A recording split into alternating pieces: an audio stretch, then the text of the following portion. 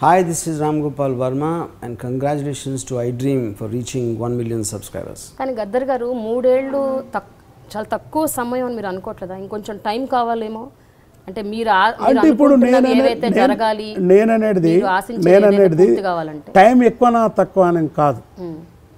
అంటే నేను అనేది పని స్టార్ట్ అయింది, పని కూడా స్టార్ట్ కాలేదు అనుకుంటున్నారా మీరు? లేదు, నేను అట్లా అనడం లేదు. అభివృద్ధి పై నుండి స్టార్ట్ అయింది అంటున్నా. కింద నుంచి స్టార్ట్ కాలేదు, కింద నుండి స్టార్ట్ కావాలి. అది అక్కడనే నీకు త్యాగాల తెలంగాణ ఇప్పుడు వచ్చేసింది ఎజెండాలోకి. కింద నుండి స్టార్ట్ కావాలి.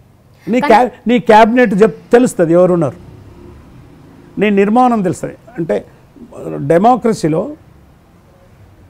ఓటు, ఎగ్జిక్యూటివ్, ఐఏఎస్ ఐపీఎస్లు, జ్యుడిషియరీ, నీ పత్రికలు,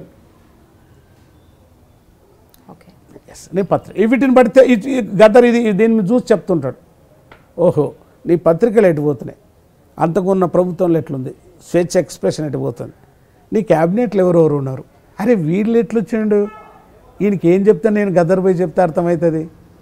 నీ క్యాబినెట్లు ఎవరెవరు ఉన్నారు, నీ కాంట్రాక్ట్లు ఎవరు ఉన్నారు, నీ పాలన ఎటువైపోయింది, నీ మనీ ఎక్కడ పోతుంది, నీ నిర్మాణం ఎటుపోతుంది, ఇవన్నీ చూస్తారు కదా. నేనే కాదు కదా, ప్రజలు చూస్తారు కదా.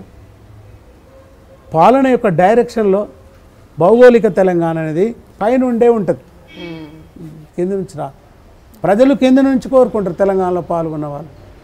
కానీ గద్దర్ గారు ఉద్యమాలతోనే తెలంగాణ సాధించాలని మీరు, కానీ కొంతమంది రాజకీయ నాయకులు మాత్రం రాజకీయం ద్వారానే తెలంగాణ సాధ్యం అన్నారు. కానీ మీరు మధ్యలో ఒకసారి ఒక పొలిటికల్ పార్టీ పెట్టారు, తెలంగాణ ప్రజా ఫ్రంట్.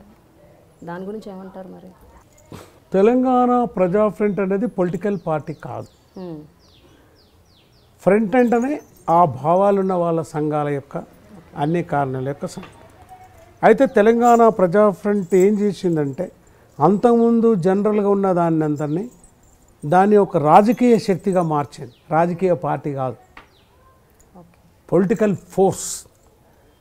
ఆఖరుకు బూర్జువా పార్టీలు ఏ పార్టీలు ఇవ్వనటువంటి ఒక స్లోగన్ ఇచ్చినాం, పార్లమెంట్లో బిల్లు పెట్టాలని.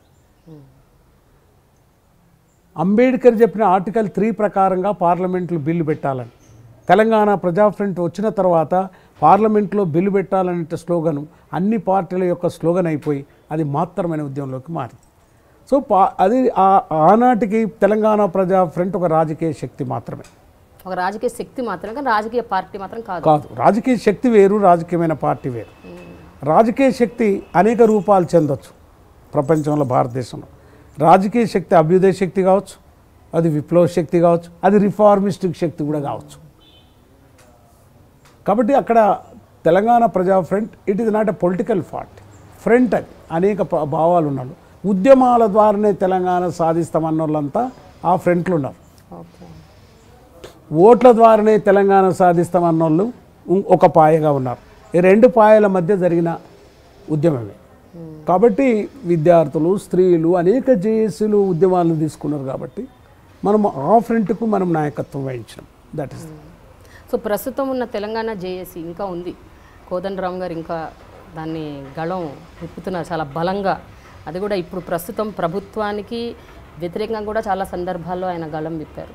కోదండరామ్తో మీరు కలిసి పనిచేస్తున్నారా, లేకపోతే మీది సపరేటా? అంటే ఇప్పుడైనా మొదటి నుంచి ఒక ప్రిన్సిపల్ తీసుకున్నాం, March separately, strike together. Okay, March separately. అన్ని వేళ్ళు ఉంటాయి, కానీ ఒక వస్తువును పట్టాలన్నీ కిందికి రావాలి. ఇట్లా పెద్దది చిన్నది లేదు. కాబట్టి కోదండరామ్ ఒక పొలిటికల్ జేఏసీ అని పొలిటికల్ పార్టీలు ఆయన కలిసి పెట్టుకున్నాడు. గద్దరు పొలిటికల్ పార్టీలు లేవు, అందులో చాలా డిఫరెన్స్ ఉంటుంది. ఇప్పుడు శ్రీకృష్ణ కమిటీ వచ్చినప్పుడు పొలిటికల్ జేఏసీ పొలిటికల్ కొందరు స్వాగతించారు, మేము వ్యతిరేక.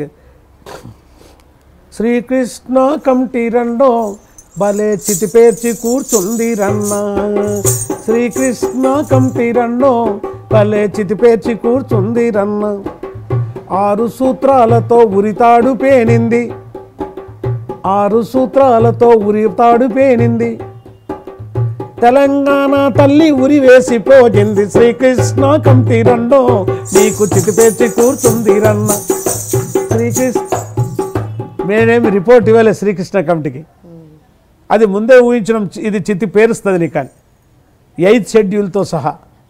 అది ఇట్లా కట్టిరవద్దు పామిరవద్దు అన్న డిసిషన్ చెప్తుందని. కానీ అక్కడ ఉన్న వాళ్ళు శ్రీకృష్ణ కమిటీకి అంత రిపోర్ట్స్ ఇచ్చారు, ఆ టైంని వాళ్ళు వెల్కమ్ చేశారు. ఇట్లా జరిగింది.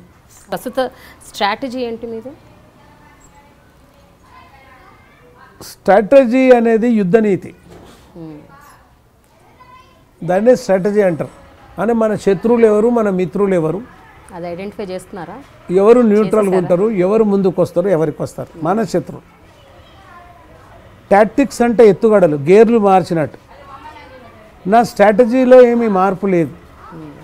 నాది దోపిడీ అంతమైపోవాలి, ఉన్నోడు లేనోడు ఇద్దరు ఈక్వల్ కావాలి, అది ఉండదు. ముట్టుకుంటోడు ముట్టుకున్నోడు మానవుడు కూడా మనిషిగా గుర్తించబడాలి. Very clear. అంటే ఆర్థికమైన దోపిడీ, ఈ కులాల మతాల విభజన ఉండదు. అది నా లక్ష్యం. అటువంటి ఉండని సమాజం రావాలి. కానీ అది సాధ్యం అని అనుకుంటున్నారా గద్దర్? ఎందుకంటే ఒకటి చెప్తున్నానండి, రష్యా లాంటి దేశాల్లో, చైనా లాంటి దేశాల్లో కూడా కొన్ని ఏళ్లుగా, కొన్ని దశాబ్దాలుగా పోరు నడుపుతున్నారు. ఇట్లా ఉన్న వాళ్ళకి దేని వాళ్ళకి డిఫరెన్సెస్ రూపుమాపాలి, అందరూ ఒకటే తాటి మీద ఉండాలి అని ఈనాటికి సాధించలేకపోతున్నారు.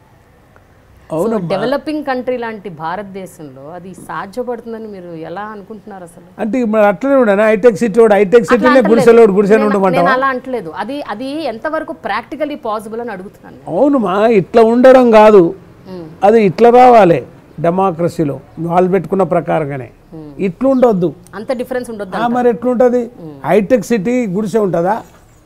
తెలంగాణ వచ్చినాక కూడా అట్లా ఉండకూడదు కదా. అందుగురించి వాస్తవంగా కూడా ఏంటంటే రష్యాలో వచ్చింది, చైనాలో వచ్చింది అదేని, కానీ సమాజం పరిణామం చెందుతుంది. దాన్ని ఎవరు ఆపలేరు, వెనక ముందు. రష్యాలో వచ్చింది కాబట్టి ఒక ఎగ్జాంపుల్ ఉంది, పోయింది కాబట్టి చైనాలో ఒక ఎగ్జాంపుల్ ఉంది. దాని నుంచి గుణపాఠం నేర్చుకుంటా.